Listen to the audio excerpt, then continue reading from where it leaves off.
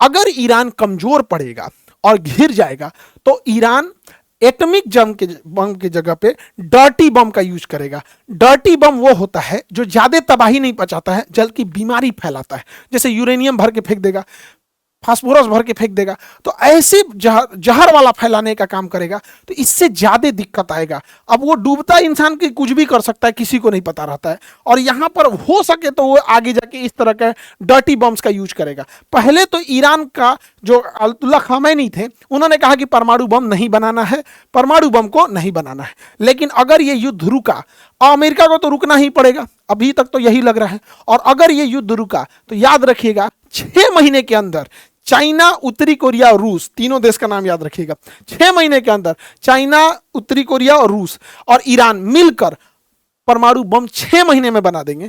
क्योंकि इन लोग के पास यूरेनियम 235 है, यूरेनियम 235 है, यूरेनियम 235 ही परमाणु बम के काम में आता है, 238 काम में नहीं आता है, और इसी से उसे छाना जाता है। ये सेंट्रीफ्यूल होते हैं, ये बहुत जल्दी बना देंगे सब ईरान।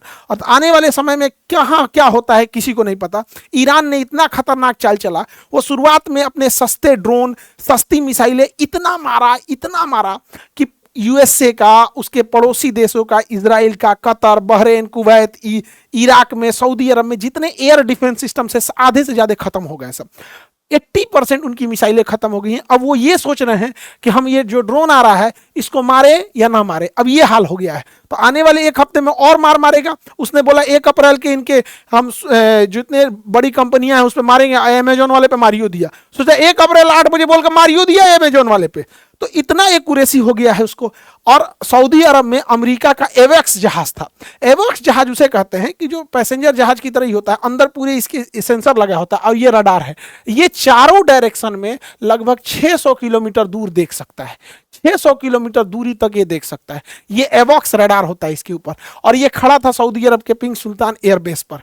और इस एयरबेस पर ईरान ने कितना पिन पॉइंट में हमला किया होगा कि इस जहाज में ये हिस्सा अगर टूट भी जाए, अगर ये बच गया, तो इसका मेन चीज ये होता है, ईरान ने इस खड़े जहाज पे जो हमला किया है, आप गौर करके देखिए कहां मारा है। एग्जैक्ट ये विंग, ये टेल स्टेबलाइजर दिख रहा है, एकदम इसी के ऊपर मारा है और सबसे मेन चीज उड़ा दिया है। 6-7 गो उसके पास अभी फिलहाल था, हालांकि टोटल उसके पास 15 है 16 है, उसको ही उड़ा दिया।